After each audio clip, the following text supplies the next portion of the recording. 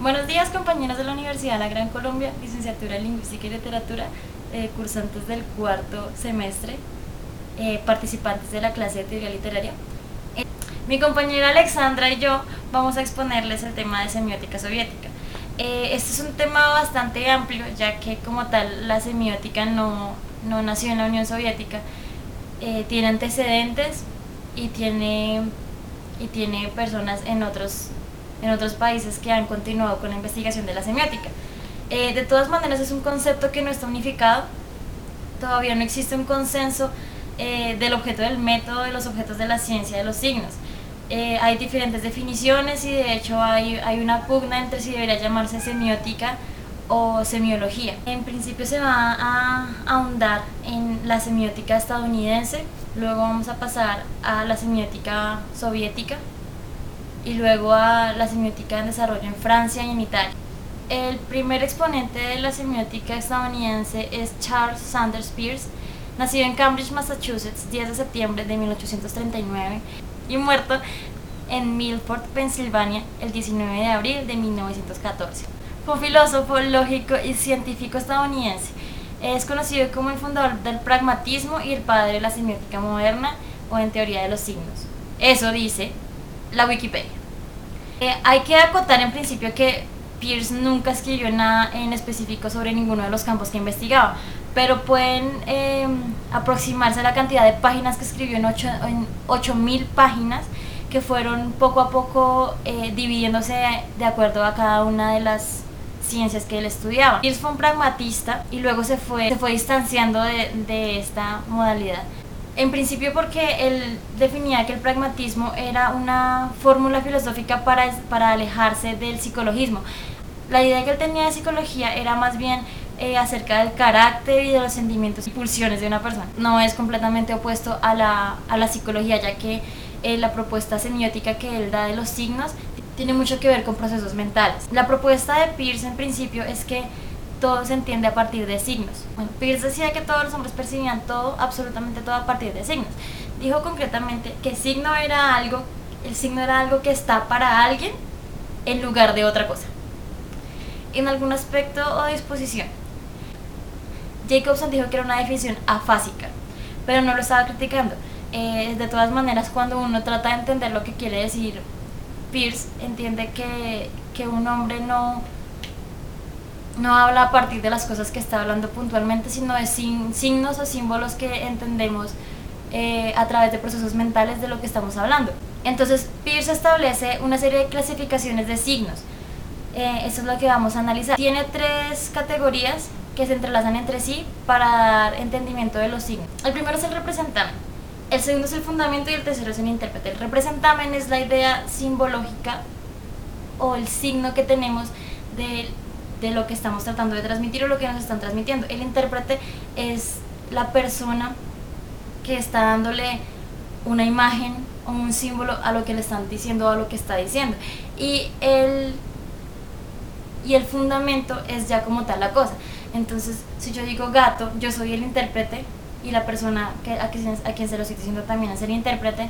El representamen es la imagen de gato o la palabra como tal que se genera en nuestra mente cuando lo escuchamos, y el fundamento es como tal el gato. Si nosotros decimos gato, ese gato implica un vertebrado, cuadrúpedo, mamífero, felino, etc. Cada uno de los elementos o de los términos que va definiendo el concepto originario posee la misma estructura, indefinidamente anidada. No hay modo de salirse del remolino de signos que se remiten y encadenan mutuamente. Hay un esquema que nos va a explicar nuestra compañera Alexandra para entender más la relación que existe entre el signo, el representamen, el fundamento y el intérprete. La semiótica en Estados Unidos continúa en desarrollo ya de la mano del señor Charles Morris. Lo que hizo Charles Morris en Estados Unidos fue algo casi paralelo a lo que pasó en Europa, o por lo menos la Europa francohablante en cuanto a la semiótica o las bases de la semiótica. Charles Morris recogió todos los estudios de Peirce porque hasta ese entonces no se habían tomado mucho en cuenta. El desarrollo de la propuesta de Peirce empieza aproximadamente entre 1938 y 1945, que fue cuando Morris empezó a desarrollar nuevamente las ideas de semiótica en Estados Unidos. Lo mismo que pasó con los estudios de Ferdinand de Saussure en Francia o la Europa francoparlante. Charles Peirce ya parte desde un punto de vista conductista y pues han pasado tantos años que ya las ideas en las que se basaba Peirce son diferentes, digamos su percepción de la psicología. Lo que propone Morris es que el hombre es un animal que usa signos igual que cualquier otro animal. Y a pesar de que todos los animales, incluyendo el hombre, utilizan signos para comunicarse, él propone que el hombre tiene un dominio de los signos mucho más elaborado. Él va a considerar 3 tipos de relaciones que se pueden dar en la vida sígnica, que son, primero, las relaciones de los distintos signos entre sí, cómo se ordenan, cómo se estructuran los distintos signos de una manifestación cualquiera, y va a llamar a esta relación entre signos y signos un análisis sintáctico de los signos. Eso quiere decir que se puede analizar desde un punto de vista casi literario, porque estamos hablando del orden, la sintaxis de los signos. Tienen que tener un orden lógico para que tengan lógica unos con otros. La segunda posibilidad va a estar dada por el estudio de los signos de los referentes, es decir, con los significados de esos signos, y es pertinencia de la semántica. A partir de eso es donde le damos significado a cada uno de los signos o símbolos que estamos viendo, y depende de cómo están organizados, tienen un sentido o no lo tienen. La tercera posibilidad es cuando se lleva a la práctica, es la praxis, cuando se están utilizando los signos para dar un mensaje o para dar información. De esta manera podemos analizar los signos o símbolos de la misma manera que se analiza la literatura, a partir de la sintaxis, de la semántica y de la praxis. Ahora mismo la semiótica norteamericana es una institución intelectual, es una academia, y de hecho es la editora de una de las revistas más importantes en el área de la semiótica, dirigida por Sebeok. Ahora vamos a la parte de la semiótica en la Unión Soviética. Primero, como un contexto, vamos a hablar de lo que era la Unión Soviética. La Unión Soviética, oficialmente llamada Unión de las Repúblicas Socialistas Soviéticas, fue un estado federal marxista-leninista que existió en Eurasia entre 1922 y 1991. El nombre utilizado informalmente entre sus residentes fue la Unión. La Unión Soviética tuvo un sistema político de partido único dominado por el Partido Comunista hasta 1990. Y aunque era una unión federal de 15 repúblicas soviéticas subnacionales, el Estado soviético fue estructurado bajo un gobierno nacional y una economía altamente centralizados. La Revolución de Febrero de 1917, que provocó la caída del Imperio ruso, tuvo como sucesor al gobierno provisional ruso, que fue derrocado por la Revolución de Octubre, estableciéndose el gobierno de los bolcheviques denominado Sovnarkov. A continuación se desencadenó la Guerra Civil Rusa, que fue ganada por el nuevo régimen soviético. En diciembre de 1922 fue creada la Unión Soviética, con la fusión de la República Socialista Federativa Soviética de Rusia, la República Federalista Socialista Soviética de Transcaucasia, la República Socialista Soviética de Ucrania y la República Socialista Soviética de Bielorrusia. Tras el descenso del primer líder soviético Vladimir Lenin en 1924, Joseph Stalin acabó ganando la lucha por el poder. Dirigió el país a través de una industrialización a gran escala con una economía centralizada y una extrema represión política. En junio de 1941, durante la Segunda Guerra Mundial, Alemania juntó a sus aliados e invadió la Unión Soviética, un país con el que había firmado un pacto de no agresión. Al cabo de 4 años de una guerra brutal, la Unión Soviética emergió victoriosa como una de las 2 superpotencias del mundo junto a Estados Unidos. La Unión Soviética y sus estados aliados de Europa Oriental, denominados Bloque del Este, estuvieron involucrados en la Guerra Fría, que fue una prolongada lucha ideológica y política mundial contra los Estados Unidos y sus aliados del bloque occidental. Finalmente, la Unión Soviética cedió ante los problemas económicos y los disturbios políticos internos y externos. Durante este periodo, la Unión Soviética llegó a ser el modelo de referencia para futuros estados socialistas desde 1945 hasta 1991. La Unión Soviética y los Estados Unidos dominaron la agenda global de la política económica, asuntos exteriores, operaciones militares, intercambio cultural, progresos científicos, incluyendo la iniciación de la exploración espacial y deportes, incluidos los Juegos Olímpicos. A finales de la década de 1980, el último líder soviético, Mikhail Gorbachev, trató de reformar el estado de sus políticas de la perestroika y glasnost, pero la Unión Soviética se derrumbó y fue disuelta finalmente en diciembre de 1991 tras el fallido intento de golpe de estado de agosto. Luego de esto, la Federación Rusa asumió sus derechos y obligaciones. Los límites geográficos de la Unión Soviética variaron con el tiempo, pero tras sus últimas anexiones territoriales principales y la ocupación de los países bálticos, Lituania, Letonia y Estonia, del estado de Polonia, Besarabia y algunos otros territorios durante la Segunda Guerra Mundial, desde 1945 hasta la disolución, los límites correspondieron aproximadamente a aquellos de la extinta Rusia imperial, con las exclusiones notables de Polonia, la mayor parte de Finlandia y Alaska, que fue vendida a Estados Unidos. El primer exponente de la semiótica soviética es Mikhail Bakhtin. Bakhtin fue el que podríamos llamar el crítico literario y semiólogo en el sentido que tiene la Unión Soviética esa especialización profesional. Igual que Vladimir Prop, Bakhtin había conseguido elaborar algunos marcos de análisis y había establecido conceptos que daban alguna cobertura semiológica al pensamiento marxista, o tal vez al contrario.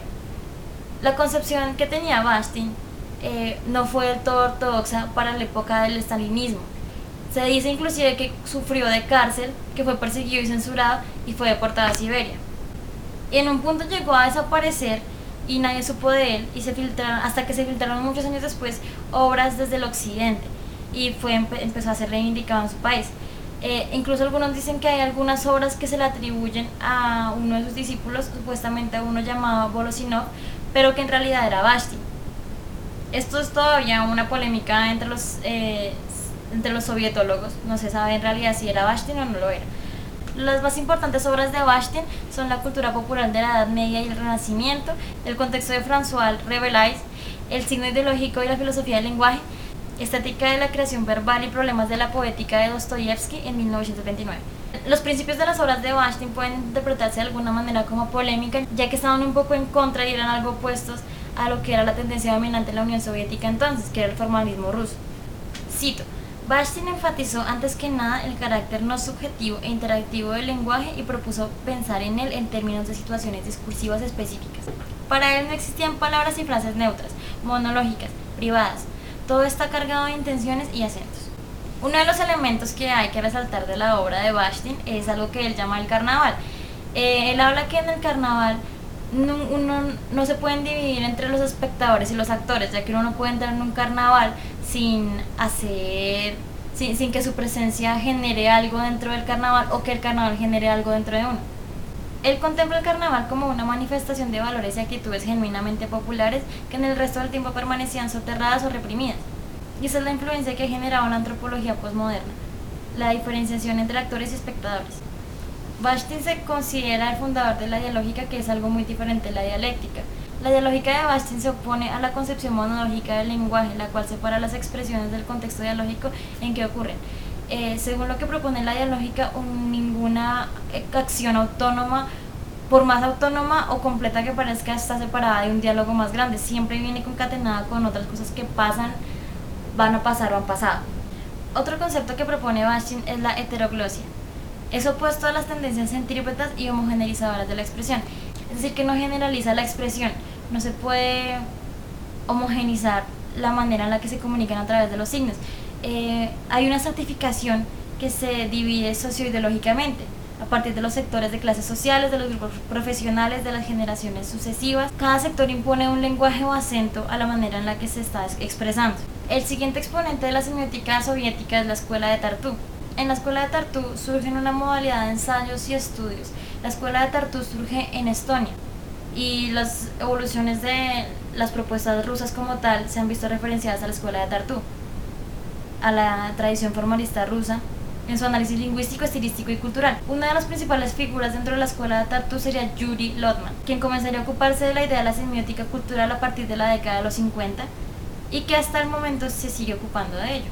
Además de que es uno de los integrantes del comité editorial de la revista Semiótica junto a Todorov, Kristeva y Sever. Hay que tener en cuenta que el desarrollo que alcanzó a generarse dentro de la escuela de Tartu estaba todavía dentro de la influencia política y social de la Unión Soviética. Cito: el hecho más importante es que todas las tendencias desarrolladas en la Unión Soviética siempre estuvieron en relación con los vaivenes de la apertura y el cierre político. En este caso, a pesar de que la escuela de Tartu comenzó a codificarse y a formularse en una época donde todavía se hablaba de la Guerra Fría, desde el punto de vista intelectual siempre fue una escuela bastante abierta a las nuevas corrientes y a las innovaciones en materia semiótica. Algunas de las cosas que propuso la escuela de Tartu incorporaban corrientes de pensamiento que no siempre estuvieron alineadas con las ideas de la Unión Soviética. Unas de esas han sido la teoría de la información y la cibernética. Es importante abordar la teoría de la información y la cibernética, ya que actualmente ha funcionado para brindar bases para generar avances y desarrollos en otros campos de la ciencia. Los miembros de esta escuela parten de la base que la cultura es un sistema de signos o se puede interpretar como un sistema de signos, como un conjunto de fenómenos de comunicación. Si les gusta decirlo de esta manera, y esos sistemas de signos o de fenómenos comunicacionales se pueden abordar de muy distintas maneras a través de toda una serie de teorías que se ocupan de esos sistemas desde diferentes ángulos: la teoría de la información, la cibernética, la lingüística, la estética, etc. La razón por la que los estudios de la escuela de Tartu empezaron a influir otros campos de la ciencia es porque ellos querían establecer una modalidad científica de estudio de los hechos culturales, aunque en realidad lo que querían al referirse a ser científica era que querían ser cuantitativos.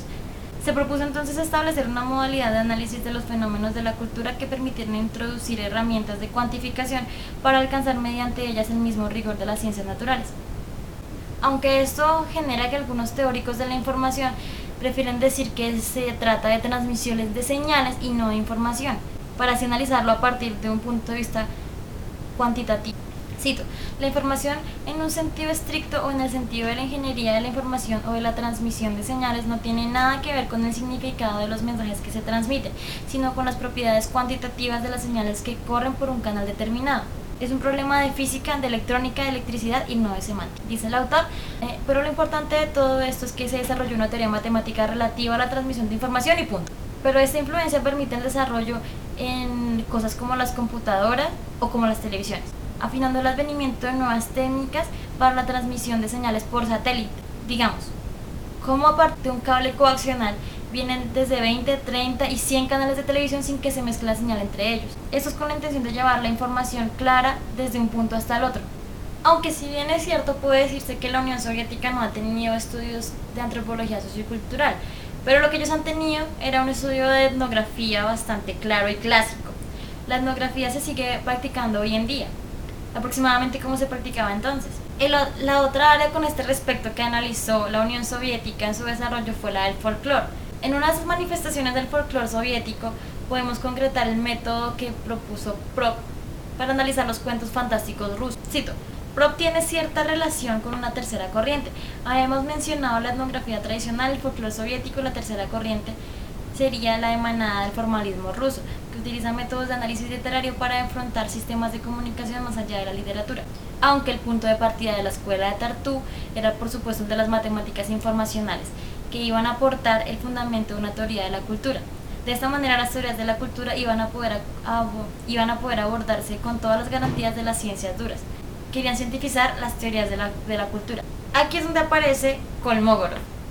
Él distingue de la lengua tres aspectos o tres dimensiones cuantitativas. De esta manera podríamos analizar a partir de él, de forma cuantitativa, las teorías de la cultura. Las tres dimensiones eran H1, H2 y beta. La dimensión H1 sería la capacidad que tiene la lengua de transmitir información semántica, la capacidad de la significación de la lengua.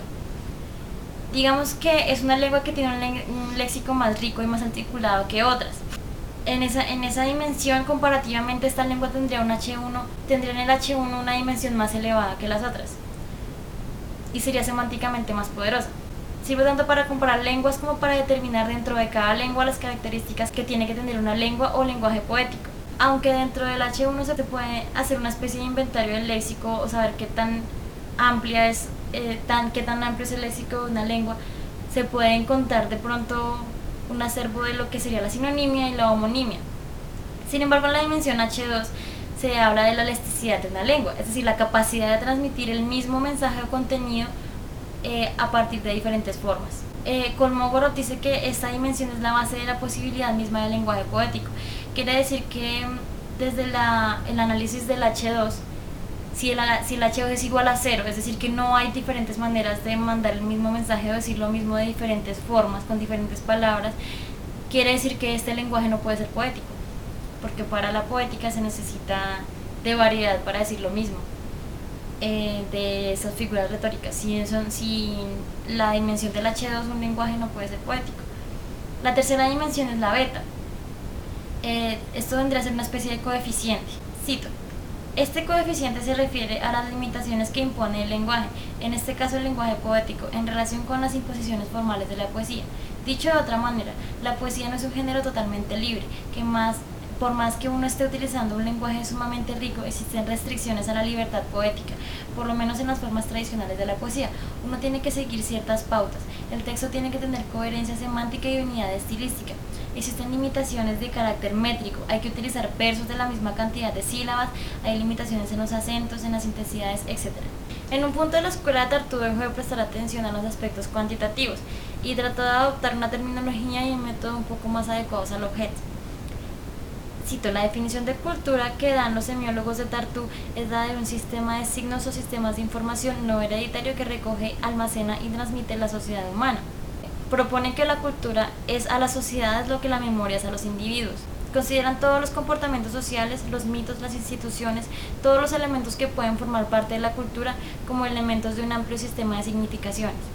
De esta manera, y comparándolo con la sociología, podemos entender que la cultura como conjunto de sistemas o de fenómenos de comunicación implica necesariamente que existan algunos códigos, reglas, órdenes, restricciones que se imponen a la conducta humana. Al igual que un hombre en sociedad, para comportarse tiene que tener algunas órdenes, reglas, conductas, restricciones para poder vivir cómodamente en esta sociedad. Además, en la escuela van a distinguir entre algunos lenguajes como lenguajes naturales, que es el que se habla normalmente en una sociedad, o pues el que permite que territorios que tengan la misma lengua se comuniquen entre sí, y los lenguajes artificiales, que son unos códigos o señales más específicos dentro de jergas específicas, como el concepto que proponía Bashtin de la heteroglosia. Dentro de estos lenguajes naturales y artificiales, el más importante de esos sistemas de modelización secundarios, o por lo menos el que va a ser más estudiado por los semiólogos de Tartu, es el arte. La expresión artística es un sistema de comunicación que se puede estudiar como un lenguaje, pero de hecho no es un lenguaje ni natural ni convencional, artificial, fijado con la consecuencia del lenguaje, es decir, se trata de una especie de lenguaje por extensión. Estos teóricos afirman que la cultura no es equivalente a una sola lengua, sino más bien es una fusión entre varias lenguas, distintos lenguajes, distintos códigos, que se presentan para los actores culturales como un conjunto complejo de opciones o alternativas de su conducta, que les permiten manifestar su conducta de distintas maneras a través de distintos conjuntos de códigos. A partir del anterior se puede intuir que la cultura se puede concebir como un conjunto de textos. Para Lotman se asemeja más a la filología, al desciframiento, a la traducción de textos. Él tiene una teoría que se ejemplifica con cómo una persona aprende su idioma materno y cómo aprende un idioma extranjero. Dice que cuando aprende un idioma materno puede que se le den textos más para que los analice y vaya aprendiendo el idioma, y cuando uno aprende un idioma extranjero, que esos textos ya vienen gramáticos, que vienen con reglas y con pautas para que esté bien escrito, con el orden, la sintaxis, la semántica, que no se nos da cuando estamos aprendiendo un idioma materno. Eso se refleja en las culturas. Dice que existen dos tipos básicos de sociedad o de cultura, una que podríamos decir que es más bien tolerante y una que es más bien autoritaria. Estos vienen a traducirse, según su teoría, en una cultura textualizada o una cultura gramaticalizada. La semiótica de Cristeo y el grupo Telquel. El grupo Telquel es una revista francesa que surge de la intelectualidad francesa de izquierdas, con anterioridad a mayo de 1968.